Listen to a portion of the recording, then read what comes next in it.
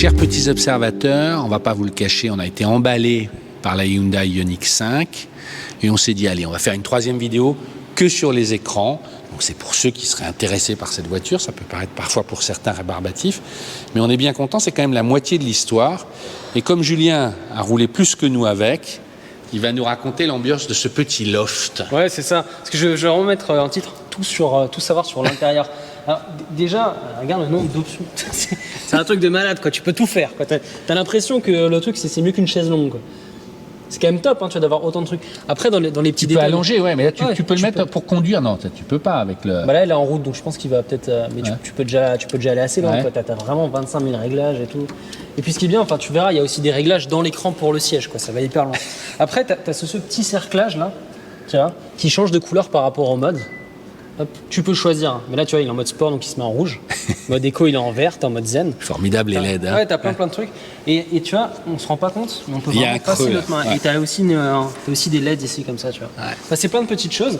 Et puis ce qui est génial, c'est quand même, il n'y a pas de tunnel, donc là tu peux passer d'un côté à l'autre. Enfin, et tu peux faire avancer ou reculer la console comme dans certaines voitures. Si tu veux, de l'autre côté, je vais juste te montrer ça. Ouais. Non mais attends, parce que moi j'ai une question à te poser. Mets-toi au volant. Moi il y a une chose qui me frappe. Je rêve, c'est la première fois que je vois un tableau de bord, et tout est blanc. Toi qui me parles toujours d'OLED. Ouais, mais je vais en parler. Et moi, je trouve que ça change tout. C'est-à-dire que le voir franchement, c'est pas du tout les codes habituels. Ouais. Moi, je suis pas très fan, honnêtement. Alors, je comprends le truc parce qu'au moins, quand tu as du blanc, t'as pas d'espèce de noir de fond perdu, de trucs. Ouais. Mais quitte à que ce soit blanc, j'aurais préféré qu'il y ait peut-être du blanc autre part. Là, en fait, il y a juste ça qui est blanc et je trouve pas ça magnifique. Après, c'est vraiment les goûts, les couleurs. Mais ça aurait pu, enfin, vu que ça c'est clair, ça m'aurait pas gêné qu'il y ait des choses claires autre part. Tu crois qu'on peut avoir les intérieurs autres Je sais pas, je suis pas allé dans la config. Je sais qu'il y avait une première édition qui était un peu spécifique avec une peinture aussi extérieure en noir, des trucs. L'intérieur, je sais pas, j'ai pas regardé, j'avoue. Bon, je vais me mettre à ta place. Okay. Mais franchement, ça joue beaucoup. Abonnez-vous à POA et vous découvrirez les 4000 vidéos et notamment 3 autres sur cette Ioniq, enfin 2 autres, un secret de design et un 4 avis. Voilà. Bon, je vais bientôt passer aux écrans. Hein. Mais le truc, on a parlé d'autres vidéos, mais je trouve ça fou vraiment le fait qu'il n'y ait pas de logo d'une certaine manière. Mais c'est un truc là. T'as dit confiance, hein. C'est vrai que c'est pour moi, ils ont confiance parce qu'ils osent faire des trucs. Après, comme le Tucson, je trouve que ces espèces de pseudo boutons tactiles comme ça, je trouve pas ça magnifique. Même là, la boutonnerie, elle est pas extraordinaire. En fait, c'est un bouton, ça. Ouais. Il y a tout qui est. Ouais, là t'es en auto, mais tu vois. Elle marche pas là, si. Si, t'as les doigts qui. J'ai les doigts. Attends, on va le couper. Ouais. Bon, enfin, ok. Et ça aussi, j'aime bien. Ouais. En mode tiroir. Non mais. Gaëtan l'a dit dans le 4 avis. C'est un peu un studio le truc. T'as vraiment l'impression. Mais ils l'ont pensé comme ça, hein. Ouais. Ils l'ont voulu comme ça. Ouais, non, mais clairement, ils l'ont pensé comme un lieu de vie plus que comme une voiture. Donc ça, déjà, pas le cahier des charges. Souvent, les gens disent ça, mais on sent que c'est un peu pipeau. Ouais. Alors que là, on a quand même le sentiment. Et là, pareil, t'as les boutons pour aller. Pour les places arrière, tu peux directement le régler ici. Enfin, c'est plein de petites choses. La banquette coulisses et les assises se règlent. Et ça, bon, tout le monde l'a dit, mais c'est monté. Mais ça a été. En fait, c'est le premier truc dont tu m'avais parlé quand on a vu les premières images. Ouais. Tu m'as dit, enfin, ils ont réfléchi à un truc où c'est un objet pour vivre dedans. Et tu sais, il y avait des petites photos, des trucs. Et effectivement, voilà. Bah, ça joue beaucoup. Après, donc la partie écran. Non mais ça c'est toi qui as mis ce mode-là qu'on voit la température. Ouais, en fait ça je trouve ça vachement bien. Souvent, on est souvent dans les voitures d'aujourd'hui, t'as plein de pictos sur le menu l'accueil, tu sais. Et c'est pas forcément très joli et tu t'en fous. Là ils ont, tu peux choisir, il y a des thèmes, il y a plein de choses différentes. Je vais pas pouvoir tout vous montrer parce qu'il y a beaucoup de choses, mais t'as cette espèce de page d'accueil que je trouve très jolie avec une cartographie. C'est une réalité, nous sommes là. C'est pas faux. Tu vas autre part. Tu auras toujours cette jolie cartographie qui est bien intégrée avec ta voiture, son autonomie, la batterie. C'est super drôle, il y a un peu marqué la météo partout. Je sais pas ce qu'ils ont sur la météo Hyundai, mais c'est marqué partout. Attends, je fais une pause, mais c'est très important ça, parce que, encore une fois, qu'on soit pro ou anti-écran, toutes les voitures maintenant, 50% de ce qu'on voit, ça va être une dalle qui s'allume. Et donc, ce qu'on décide d'y mettre devient un choix stratégique et la façon dont on dessine. Et la façon dont ça fonctionne aussi. Parce que c'est au quotidien, faut pas que ça t'embête. Voilà, mais même avant le fonctionnement, j'allais dire, là, encore une fois, le parti pris, moi je trouve ça, c'est très déstressant. Bah ok, tu vois la température à peu près où t'es. Là, j'ai l'impression d'avoir un livre. Mais je la trouve zen en fait. Voilà, elle est zen. Et ça serait intéressant, encore une fois, de comparer avec le V6. Et je pense un combo de ça, plus un peu la Honda E qui avait du bois, tu peux avoir un intérieur de malade. Quoi. Ouais. On n'est pas loin, c'est vraiment des micro-réglages. Il y a un côté classe A aussi sur les écrans. Clairement. Franchement, voilà. Alors, vous avez un écran ici. Donc qui est votre compteur. Là, c'est exactement aussi comme sur un Tucson. Vous pouvez faire vos petits réglages. De manière générale, ça change par rapport au drive mode. Ça va changer de couleur. Ça aussi, on peut aller dans les réglages. Il y a ici le drive mode. Hop. Donc là, tu es plus dans les tons rouges, dans les tons. Enfin, c'est verts. léger, hein. C'est léger, ouais. Tu me dis quand tu les as bien là. Je crois que tu t'embêteras moins à le remettre droit doucement. Voilà. Ça va et en fait, tu peux aussi faire tes réglages. Je vais pas forcément le montrer, c'est long. Mais si tu veux avoir le mode rouge, même en mode éco, tu peux le faire. Si tu veux être en mode sport, pareil, les éclairages, je les ai fait en fonction du mode. Donc là, on est bleu. Tu peux les changer. Mais tu peux aussi choisir ta couleur. Voilà. Après, ici, tu as un petit bouton. Et un peu comme des livres, tu disais, à chaque fois en haut, tu peux aller soit dans le côté assistant, soit en savoir plus sur ta voiture, la consommation et tout, soit le GPS, mais là il n'est pas en route, soit des informations sur ta voiture, plus on va dire, voilà, en gros la pression des pneus, les trucs un peu plus mécaniques si je veux dire. Ça c'est pas mal, donc ce que je vous montre c'est avec l'assistant, hop. Forcément elle regarde aussi si on a assez dormi ou pas, au bout d'un moment elle nous dit voilà, et la limitation de vitesse. C'est assez basique, il y a tout ce qu'il faut. Honnêtement, je trouve que c'est épuré. Vous le voyez en même temps que moi, je trouve que la définition est plutôt jolie. On voit pas les pixels, c'est bien défini. On a beaucoup d'informations en bas, mais c'est pas mal parce que là, en mode éco, c'est assez intelligent. Il va te mettre combien tu consommes au kilowattheure en moyenne. Quand tu es en train de rouler, il va te dire à combien tu es en instantané. Tu as ici le fait que tu as trappé ta droite et combien tu as d'autonomie et combien la voiture elle a en tout. Et ce qui est aussi pas mal, si tu te mets en mode sport, ici ça s'enlève et il y a le torque. Bon, tu vois que tu avances. Et ça aussi c'est bien, c'est avec les palettes. Tu as les différents niveaux de régénérescence au freinage. C'est ça. Tu as fait du 17,4 kWh de consommation. Ouais. C'est pas mal pour un petit. Ouais, bébé moi j'ai fait, même moi j'étais à 16,7 sur de la ville. Route à 70-80 et un peu 90-110 voilà, sur 80 bornes. Donc non, c'est pas mal. Elle est affichée avec le mieux du mieux avec la petite, avec les petites jantes, on est à 16 kWh en moyenne. Et au pire, je crois qu'on est à 20, quelque chose comme ça. J'ai vu pas mal d'essais sur autoroute. Elle est à peu près à 22, mais quand il commence à pleuvoir, qu'il y a beaucoup de choses, tu peux aller jusqu'à 25. Elle n'est pas si efficiente que ça, mais ça va. Mais c'est vrai que la Ioniq normale, il y avait en efficience, il y avait des mecs sur des forums, ils disaient je suis à 12 kWh et tout. C'est donc quoi la Ioniq normale? La normale, on a des petits observateurs qui ressemblent un peu à une Prius d'une certaine manière. Ouais. Là, voilà. Ah oui, les premières Ioniq, c'est pardon. Ça, ouais. Oui, là, non, mais c'est là, en fait, là, ils étaient vraiment très bon en efficience. Ouais.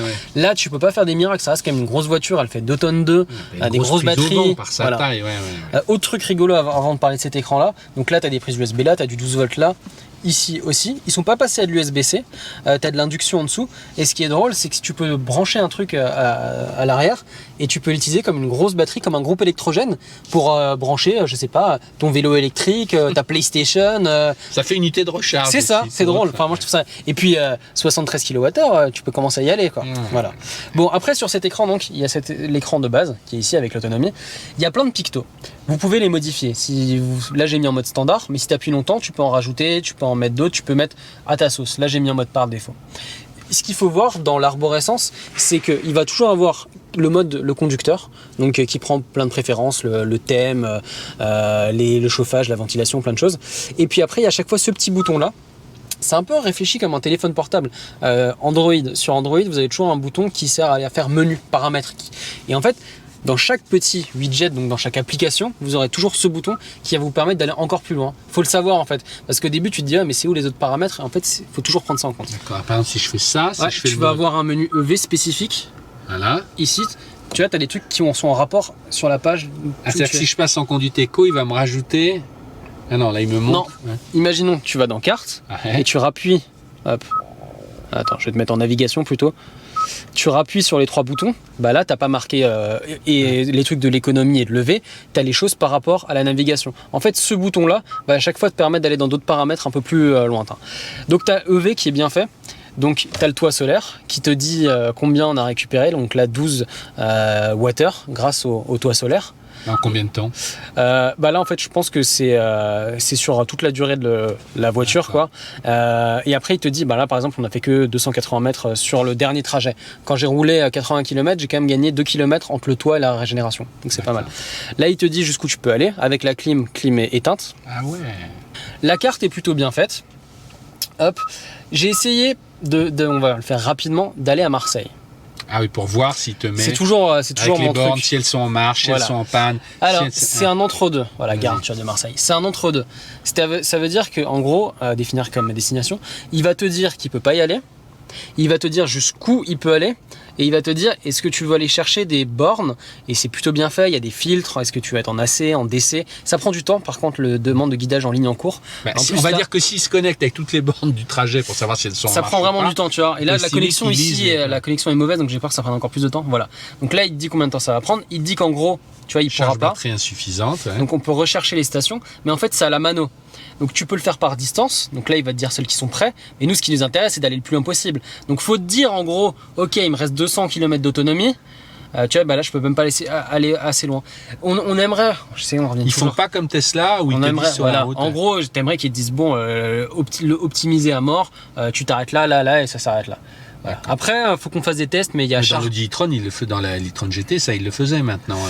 Ouais, il commence à le mettre en place avec les mises à jour. Mais c'est toujours un peu plus compliqué. Tesla, c'est vraiment. C'est génial. C'est super. Tu vois le chemin, il vous arrêterez là. Ouais. Enfin, mais sur le QS qu'on n'a pas encore essayé, mais on a fait une vidéo dessus, ils sont allés encore plus loin. Ils te disent sur une charge Unity combien ça va te coûter en restant temps et temps d'heure. Et là, c'est top. Voilà pour la partie un petit peu, on va dire, navigation, tout ça. Mais ce qui est intéressant, il faudrait qu'on le teste. Faut qu'on fasse un road trip avec ça. Charge Map, tu sais, on en parle tout le temps de Charge Map. Je te donne la carte d'ailleurs. Ils ont fait une application qui va aller encore plus loin, où en gros, ça va faire Tesla. Pour faire simple, donc il va te dire combien de temps tu dois t'arrêter, la meilleure borne et tout, et en plus combien de temps ça va te coûter, et vu que c'est leur application, que tu payes avec leur carte, tout va être intégré. Donc ça, à tester. Je rappelle à ceux qui sont anti-électriques que la Commission européenne a décidé d'interdire les voitures thermiques dès 2035 et que tous les constructeurs aujourd'hui n'ont plus le choix et qui vont à marche forcée, que c'est eux-mêmes qui accélèrent la fin de leur thermique, bien ou mal, l'histoire le dira. Nous, on essaie juste d'expliquer. Voilà, donc ceux qui ne sont pas contents, de toute façon, c'est le sens de l'histoire, et voilà, tout se passe maintenant. La gestion des charges et à bord devient essentielle. Ouais, c'est comme ça. Ouais. Donc voilà. Après, je vais aller un peu plus vite pour finir. Projection téléphone, Apple CarPlay, Android Auto qui marche très bien, bonne définition. L'écran est tellement grand qu'il y a une petite truc divisé de côté, mais ça fonctionne bien. Mémo vocal, j'ai montré dans une autre vidéo, mais je trouve ça très drôle. À tout moment, vous voyez un truc, une station essence, un truc, vous n'avez pas le temps d'écrire, ça va où c'est, vous faites un mémo vocal, ça garde l'endroit, et là je m'en suis fait un. C'est important, la petite cloche, le petit like, les notifications, abonnez-vous à POA. Voilà, comme ça au moins ça fait de la propagande. Mais je trouve ça vachement malin, parce qu'après tu as tous tes trucs avec tes adresses, et ça, toutes les bagnoles n'ont pas. Climatisation, ça reste assez normal.